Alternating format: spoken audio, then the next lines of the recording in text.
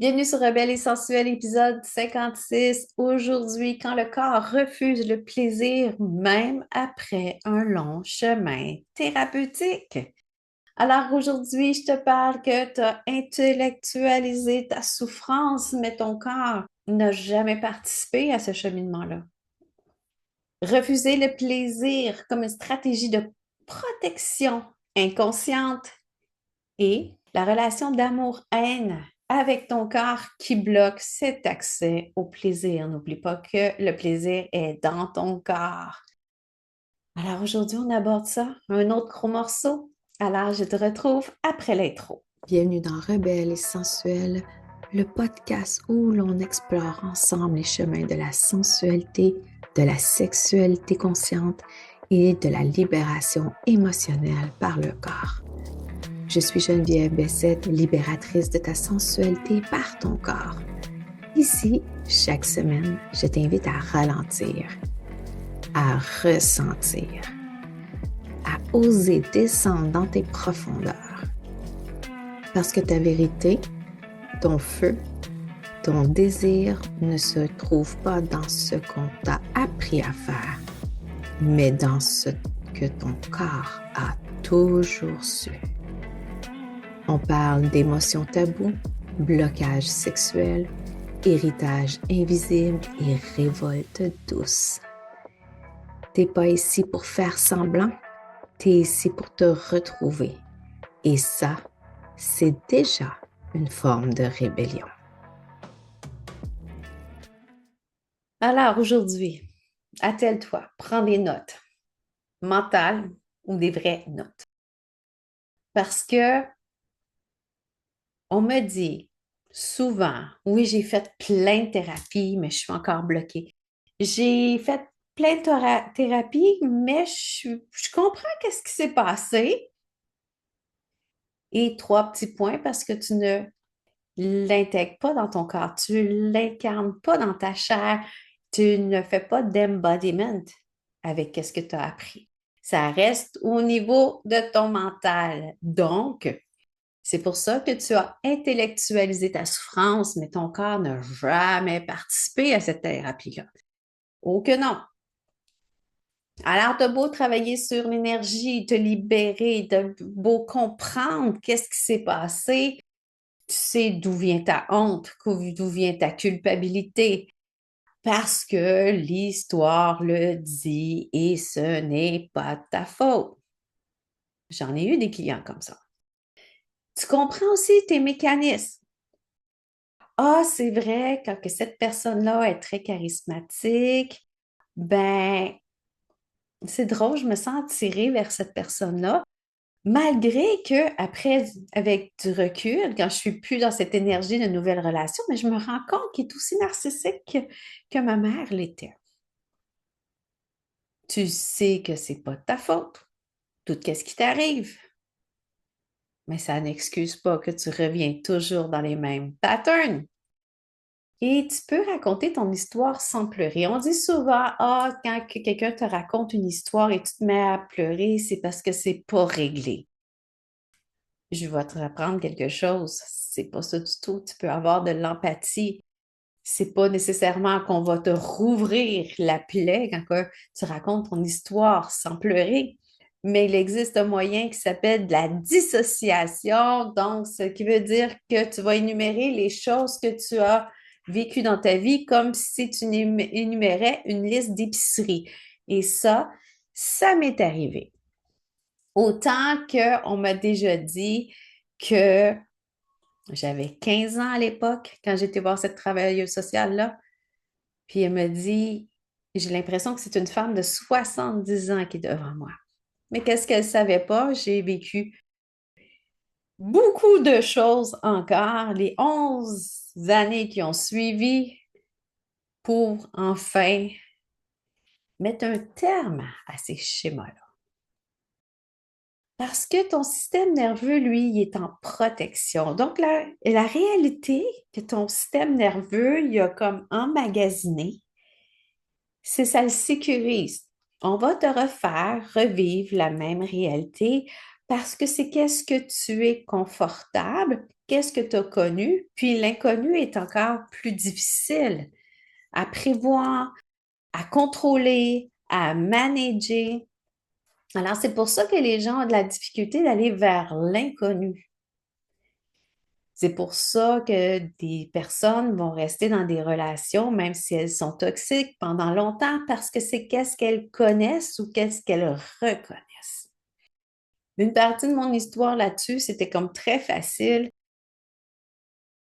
J'ai vécu à l'âge de 15 ans une relation qui était néfaste, très toxique pour moi, qui s'est résultée avec un abus sexuel et physique. Mais pour moi, c'était normal parce que c'est qu'est-ce que j'avais vécu plus jeune. Alors, je pensais que cette réalité-là était la vraie réalité des gens normaux. Pas du tout. Qu'est-ce qui est arrivé à ce moment-là? C'est que mon système nerveux m'a toujours ramené dans des situations, soit que je reproduisais le comportement de ma mère, soit je reproduisais le comportement de mon père. Et que quand que tu regardes ça avec du recul, puis tu en as du dégoût pour dire Hey, j'aime pas mon père, mais j'ai fait comme lui. Ma mère, je n'ai pas été d'accord avec ce qu'elle a fait, mais j'ai fait comme elle. Pourquoi? Parce que ton système nerveux continue à t'amener les mêmes histoires parce que ton système nerveux connaît les réactions à avoir, tandis que reprogrammer ton circuit neuronal ou te programmer une autre réalité, il te faut en tabarnouche de courage. Ça prend beaucoup plus d'énergie. De montrer à ton système nerveux, hey yo, je suis capable d'être en sécurité, je suis capable d'être détendu, couché sur le dos durant un shavasana sans avoir les yeux ouverts et regarder partout parce que j'ai peur qu'on me poignarde. Ça peut être ça. Ou les personnes qui ont vécu un choc traumatique, ça paraît très, très vite, ça. Dans le sens où tu les laisses dans des positions longues, comme je dis, le Shavasana, ou tu es comme en posture de Yin Yoga, qui travaille énormément. Tu restes 5 minutes dans les postures avec une petite sensation. Et là, tu vois que le pied commence à bouger. Les doigts commencent à bouger et ça commence à se tortiller parce que ton système nerveux a enregistré que l'immobilité était dangereux. Pourtant, tu te détends dans l'immobilité pour pouvoir t'écouter. Si tu es toujours en action, tu n'écoutes pas qu'est-ce qui se passe à l'intérieur de toi. Alors, quand ton système nerveux il est en protection, puis il reste au niveau de ta tête à t'imaginer 1 million de scénarios, ton corps, lui, refuse encore le plaisir. Quand que certaines positions, comme je te dis, le Shavasana, ou que tu restes longtemps dans une position, réveillent une mémoire émotionnelle.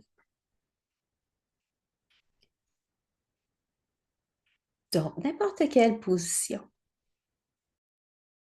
Que ce soit que tu préfères longer les murs parce que si tu es au milieu d'une foule, tu te sens étouffé. Que tu préfères être en avant d'une classe ou en arrière ou sur les côtés au lieu d'être au centre. Que aussi au niveau corporel, comme je t'ai parlé, les postures de yoga qui te réveillent quelque chose. Donc, c'est pour ça que dans le Trauma Informed Yoga, donc yoga, tu as en compte des traumas, ben, si tu travailles avec des gens qui ont subi des abus sexuels, peut-être que la position du chat et de la vache, donc qui est à quatre pattes, va peut-être réveiller des mauvais souvenirs que quand elle se faisait prendre de force en levrette ou en doggy style, en chien tête en bas, quand on a refusé aussi de penche-toi en avant que je te prenne de force contre ton gré, ou juste avoir les jambes légèrement écartées peut lui faire revenir des souvenirs qu'on lui a forcé à ouvrir les jambes pour qu'on puisse s'insérer de force à l'intérieur d'elle. Donc, c'est toutes des considérations à apporter. Donc, C'est pour ça que certains petits éléments comme ça puissent déclencher des réactions émotionnelles quand c'est trop tranquille aussi, des gens qui ont besoin d'avoir un bruit de fond aussi. Donc, il y en a des tonnes de situations qui peuvent réveiller des mémoires émotionnelles. Oui, le plaisir aussi qui te rappelle une relation transgressive ou abusive. C'était interdit de vivre, admettons, une relation lesbienne ou homosexuelle dans les années 70. Mais tu as trouvé du plaisir. Mais la société est en train encore de bâcher, de détruire l'homosexualité comme si c'était une maladie mentale. Ici au Québec, si je ne me trompe pas, l'homosexualité a été enlevée du DSM, qui est le livre des maladies mentaux, seulement en 1980 ou 1984, un des deux. Donc, c'est assez récent que vivre cet amour-là interdit, mais selon la religion, tu dois avoir une relation standard, hétéro-normative, parce que ta job, c'était de faire des bébés. Parce que c'est peut-être pas ton vouloir, mais il y a combien de femmes et combien d'hommes qui se sont mis de côté, ne pas vivre leur relation amoureuse à cause de cet adage-là, à cause de cette conduite sociale-là. Ça peut arriver aussi que braver l'interdit, qui peut être un fantasme, qui peut peut-être mal tourner, mais que tu as ressenti du plaisir, même si c'était interdit. Mais c'était pas correct. Il y avait une relation de pouvoir. On pense encore, quand on était plus jeune, d'avoir une ou un professeur qu'on fantasmait dessus. Donc, avoir ce fantasme-là d'une relation transgressive pour ressentir du plaisir quand c'est totalement interdit. Alors, c'était un petit hunch en dedans.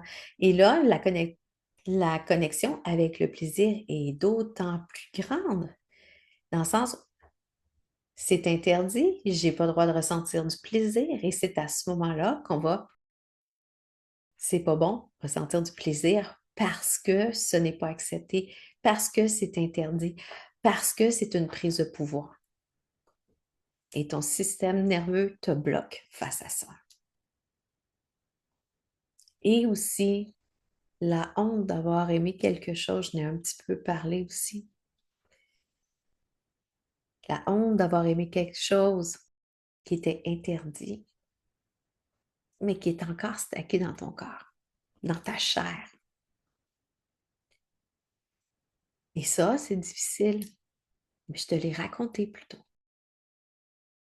Alors, cette personne-là que tu as compris avec ta tête que, OK, c'est pas correct de vivre une relation avec quelqu'un de plus âgé.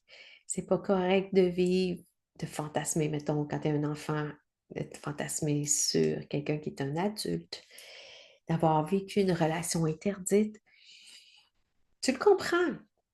C'est des règles sociaux. OK. Il existe pourquoi? Pour le bon ordre de la société et morale. OK. Mais le plaisir, ça se vit dans le corps. Quand ton corps n'est pas impliqué dans la libération, il reste figé et tu reconnais en boucle et ça revient encore et encore te hanter, même si tu comprends. Il faut faire une révolution sur la façon qu'on décide de se faire traiter, entre guillemets, le mental. Parce qu'on oublie toujours le corps dans tout ça. Parce que le corps, c'est lui qui va développer tes tendinites, tes capsulites, ton entorse lombaire, toutes les douleurs récurrentes parce que tu as libéré dans ta tête, mais tu n'as pas libéré dans ton corps. Alors, ce qui m'amène au deuxième point, que refuser le plaisir comme stratégie de protection inconsciente. On parle beaucoup d'inconscient, mais l'inconscient n'est pas juste dans ta tête. Il y a une bibliothèque de référence là-dedans qui s'appelle ton système nerveux. Alors, le corps peut refuser le plaisir, peut-être sur beaucoup de femmes, beaucoup d'hommes, parce qu'il a appris que le plaisir, c'est un danger. Le plaisir peut entraîner une perte de contrôle. Le plaisir va avec humiliation. Et le plaisir rime avec abandon. Alors, le plaisir est un danger pour toi. Parce que peut-être en tant qu'enfant qu'on te dit, tu t'amusais, tu n'avais pas de barrière. Juste une petite anecdote comme ça, tu buvais avec l'eau de la hose à jardin, tandis qu'aujourd'hui, c'est rendu que tu peux avoir le cancer. Donc, quand tu avais du fun, tu avais du fun. Et que certaines personnes disaient, non, non, non, fais pas ça. Non, non, non, approche-toi pas des escaliers. Non, non, non, ne fais pas ci. Non, non, non, tu peux pas aller voyager toute seule. Non, non, non. Alors, c'est les dangers à qui que tu absorbes? Oui, il fallait mettre des limites. Oui, tu aurais pu te péter la gueule, mais c'était une façon d'apprendre aussi. C'est comme ça qu'on apprenait. Alors, avoir du plaisir, bien, c'était naturel. Et il y a quelqu'un qui t'a transmis que le plaisir était dangereux. Que le plaisir peut être une perte de contrôle. Dans des circonstances où on dit, qu'est-ce que le monde va dire? Tu peux pas faire ça. Qu'est-ce que le monde va dire? Tu n'as pas honte parce que tu t'habilles de telle façon. Tu cherches l'attention. Fais attention pas trop boire parce que tu vas te faire violer. Il n'y a pas juste ça qui va te faire violer en passant. Ce n'est pas la façon dont tu t'habilles. Ce n'est pas un geste que tu as eu. La perte de contrôle, c'est aussi avoir le contrôle et l'assurance de donner ton consentement verbal. Non, tu dépasses tes limites. Alors, le plaisir, ben, tu ne peux pas avoir du plaisir au cas où que, y a quelqu'un qui va abuser de toi. Mais voyons,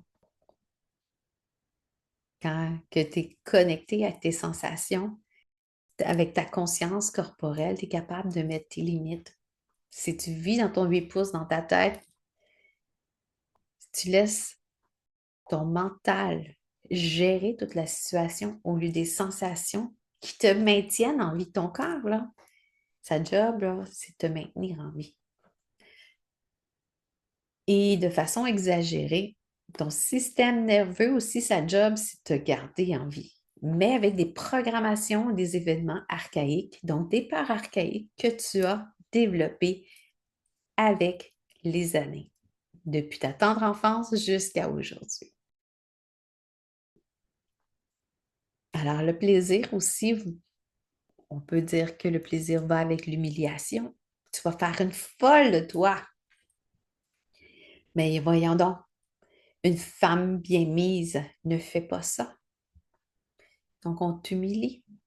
Ah, tu avais de l'air d'avoir bien du fun, j'ai décidé de me coller avec toi. Non. Alors, toute cette humiliation-là, que tu ne peux pas avoir du plaisir parce que ce n'est pas de ton rang social, ce n'est pas correct pour une femme, ce n'est pas... On a le dos large, hein. Mais en même temps, c'est pas ça. Le plaisir, ça se vit. Et les personnes qui t'humilient, Ça fait peut-être longtemps qu'elles n'ont pas connecté avec leur propre plaisir. Et le plaisir aussi, en lien avec l'abandon. J'ai un bel exemple pour ça. L'exemple est pas plus loin que cette fin de semaine, au moment que j'enregistre cet épisode-là. Je donnais un massage pour les couples. Il y était 2 couples.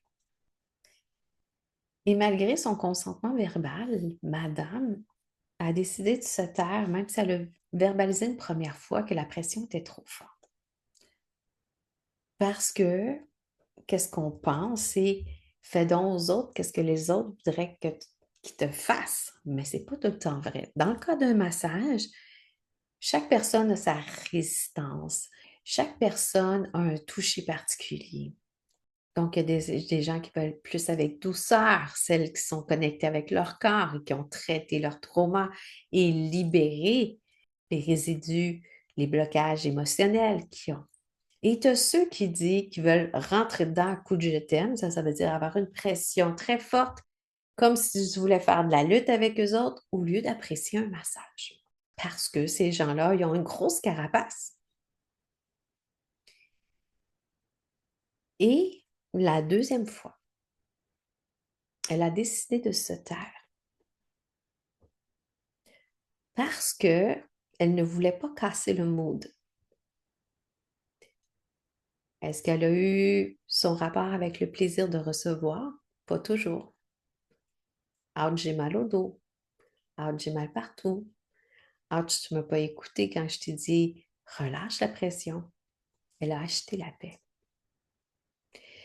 Alors, tu ne casseras pas le mood si tu veux te faire respecter dans qu'est-ce qui est bon pour toi, ce qui t'amène à te connaître davantage.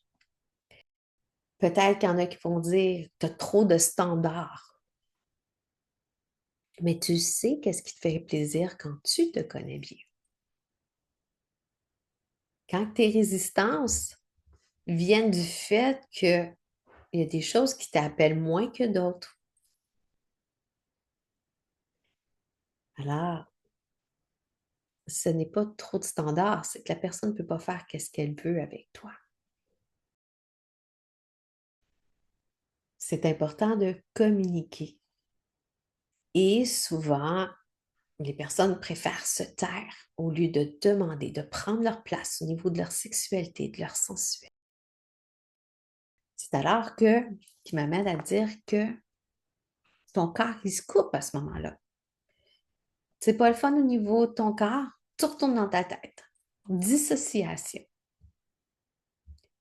Et cette dissociation-là t'empêche de ressentir le plaisir qui se vit dans ton corps. Pas parce que tu es brisé, pas en tout, parce qu'il est loyal à ta survie.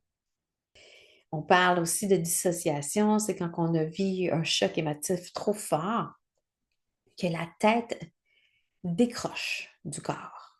Pas dans le sens physique, dans le sens émotionnel. On te coupe des sensations parce que ton corps a été une scène de crime. Et même si tu as fait un long chemin thérapeutique mental, alors les femmes surtout vont dans la libération énergétique. On ne touchera pas au corps, mais je veux libérer énergétiquement parce que c'est beau, c'est sain, et tout ça, et le corps est sale. Parce que le mental peut contrôler. Ah oui, ça va avec l'énergie. Tu as 5 couches de l'être. Prendre ta place, le plus extérieur à intérieur. Prendre ta place, les croyances, le mental. Prendre ta place, les croyances, les émotions, le prana qui est ton énergie vitale et le corps. Alors, si tu fais juste au niveau de l'énergie, c'est juste les 2 premières couches extérieures que tu travailles. C'est sûr que quand tu as une perturbation à prendre ta place, ta modification au niveau mental, tes croyances, qu'est-ce que ça fait? Au niveau de ton émotion, au niveau de ton énergie, et ça va dans ton corps. Et quand c'est rendu dans les deux derniers, au niveau d'énergie et corps, mais là, le système médical doit, c'est très incrusté dans ton corps et là, tu devrais avoir une intervention médicale. Mais avec les systèmes que l'on a qui est curatif, des fois, il est trop tard parce que c'est considéré, des fois, dans les deux derniers, ah, ben c'est somatique, on ne peut pas rien faire. Alors, au lieu de rester dans des concepts, de rester dans l'énergie, les concepts, c'est que tu vas adhérer à un mode de pensée, à une gourou ou un gourou. Aller dans juste la méditation, les pensées positives ou le body positif que déconnecté. Et quand tu te regardes dans le miroir et tu te dis je t'aime, est-ce que tu te regardes vraiment dans tes yeux pour dire je t'aime? Est-ce que quand tu regardes ton corps, tu dis non, j'aime mon corps comme qui, mais est-ce que tu te racontes la vraie histoire quand tu es en face à ton miroir pour dire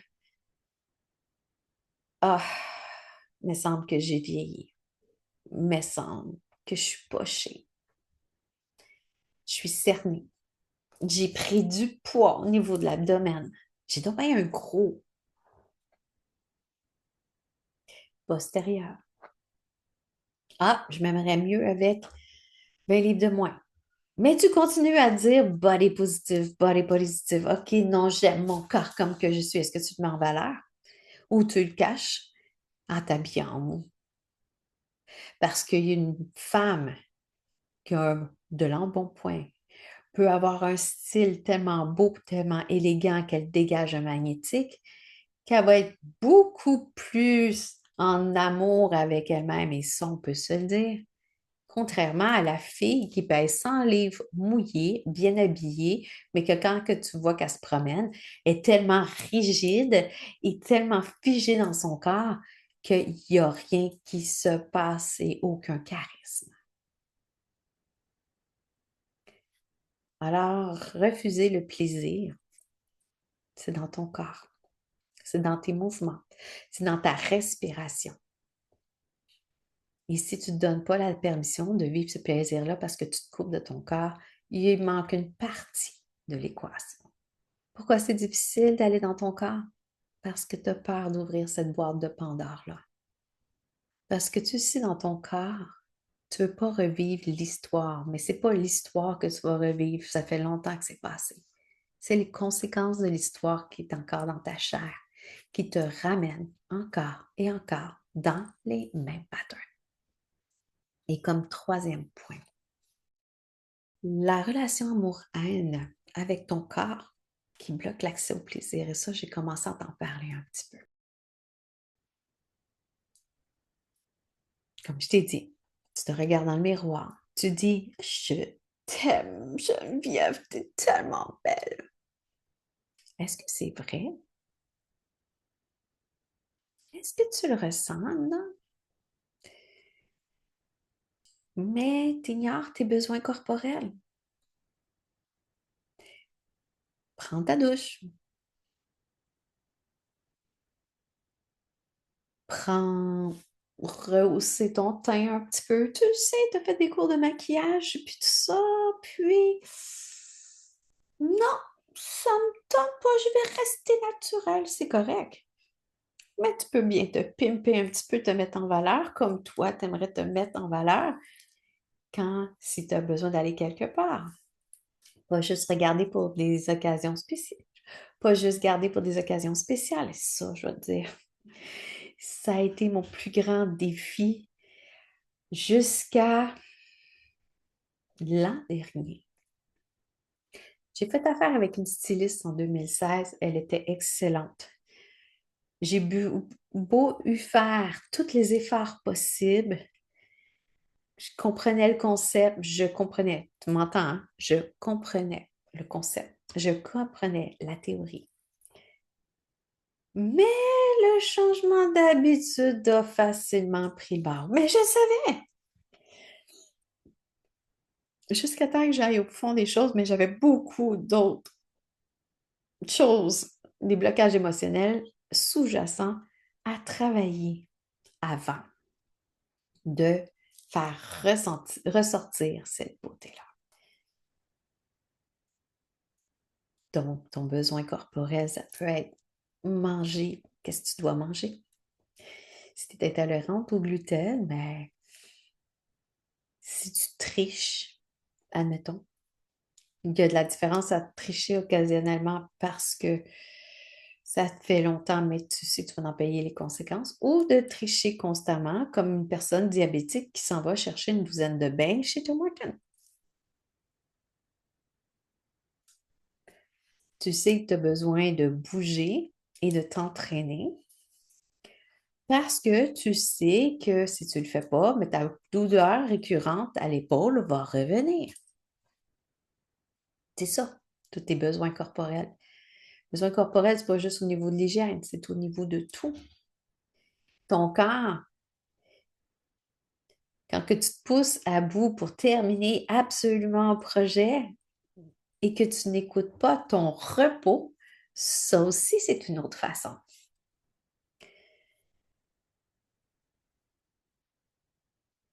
Te toucher avec douceur, ça aussi, ça rentre là-dedans. Oh oui, regarde, c'est fini. Tu te frottes intensément parce que faut le faire. Il n'y a aucun problème, mais il faut le faire. Alors, moi, c'est bien parfait. Il faut le faire parce qu'il faut le faire. Mais quand j'ai une de mes clientes dans un accompagnement avec l'œuf de jade, l'œuf de yoni, j'accentue beaucoup la préparation du corps, dans le sens où je t'amène à explorer les caresses avec douceur. Pas, OK, masturbation en direct et c'est terminé. No! Combien de femmes fait ça parce qu'il faut le faire, parce qu'il faut le faire? Prends le temps de te flatter. Tu t'endors pas? Flatte ton corps, caresse ton corps, ton ventre, tes seins, tes épaules, tes doigts. Les doigts, c'est magique. Tellement de termination nerveuse là-dedans. Tes cuisses, ton ventre, tes fesses. Te caresser avec douceur pour réapprendre à ton corps qu'il est en sécurité quand c'est doux. À moins que tu fais partie des personnes en massage qui aiment ça tellement rough parce qu'ils ont comme accumulé tellement de bagages que si c'est une pression ferme ou juste le bout des doigts, ça les chatouille et ça les déconcentre. Peut-être que tu refuses certaines sensations dans ton corps. Sensations de plaisir, puisque c'est le thème d'aujourd'hui. Que certaines sensations, comme je t'ai dit, le fait de flatter du bout des doigts, caresser du bout des doigts pour aller explorer dans le plus subtil. Peut-être que c'est pas pour toi, mais demande-toi la question, pourquoi c'est pas pour toi? Souvent, une anecdote, le plus qu'on me dit, c'est je suis pas capable de toucher mes pieds.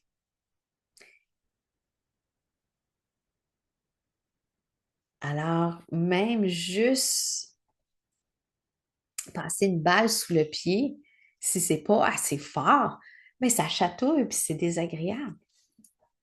Alors, se réapprivoiser les sensations de notre corps. Il y a une autre chose importante que je veux te dire, peut-être que tu évites carrément certains déclencheurs au lieu de les apprivoiser. Donc, on s'en rend compte aussi avec les années qu'on a vécues que on a vu que, OK, être dans une foule, ça peut être dangereux parce qu'il y a des microbes puis qu'on va tous se tuer un et l'autre. Ou tu as été entouré, tu n'as pas aimé ça, au lieu de réapprivoiser à petite dose, de revenir en société. À la place, tu vas t'enfermer chez toi, tu vas t'isoler et tu vas faire de l'agoraphobie.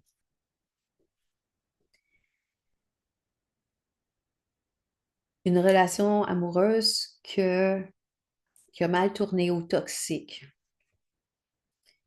Et là, tu décides, plus jamais je vais être avec des hommes parce que c'est tout des estis.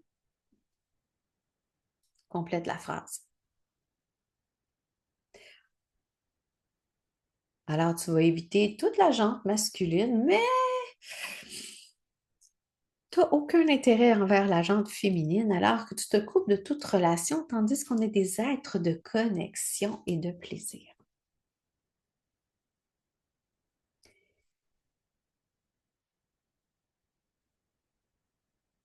Alors, tu peux rajouter plein d'exemples comme ça.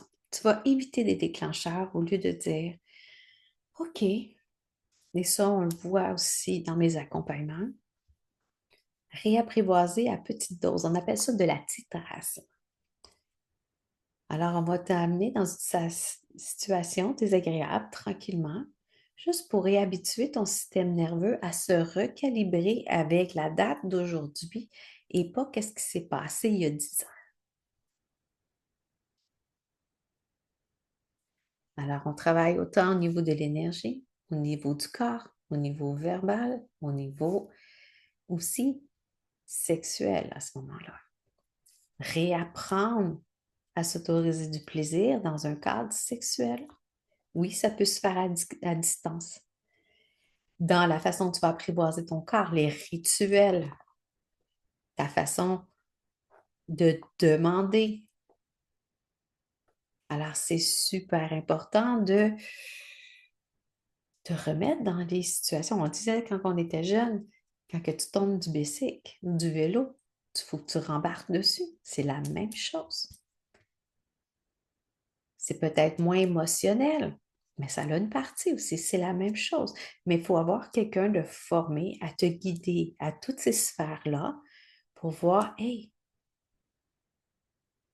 tu veux te sentir prête, mais il ne faut pas négliger aucune partie de toi pour que tout le monde, cette cavalerie-là ou cette armée-là, puisse suivre ton cheminement à toi où tu veux aller, pas juste dans ta tête.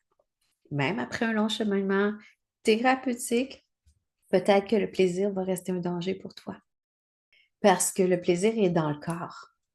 Mais si tu ne donnes pas la permission au niveau cellulaire, ça ne servira à rien. Tu auras beau le comprendre, mais si tu n'as jamais connu c'était quoi le plaisir, et que ça a été associé au danger, comment tu veux réexpérimenter le plaisir au niveau sain? À moins que tu veux aller te chercher un sauveur qui puisse te guider et t'accrocher à lui comme une victime, laisse-moi pas tomber. Tu vas devenir fusionnel. C'est pas une relation saine, ça. Alors, tu as peut-être compris la honte. Tu as peut-être compris la culpabilité. Mais tu n'as pas réappris à te sentir en sécurité dans ton propre corps. Que ton corps, que tu lui dises, maintenant c'est OK. J'ai envie de vivre autre chose. Puis ça, ce corps-là, il est peut-être figé à plusieurs âges qu'il est arrivé des choses dans toi.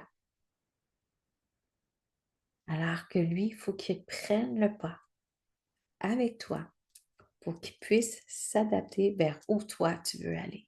Ressentir du plaisir, wow! Être plus assumé, parfait. T'exprimer tes demandes, exprimer tes demandes, encore mieux.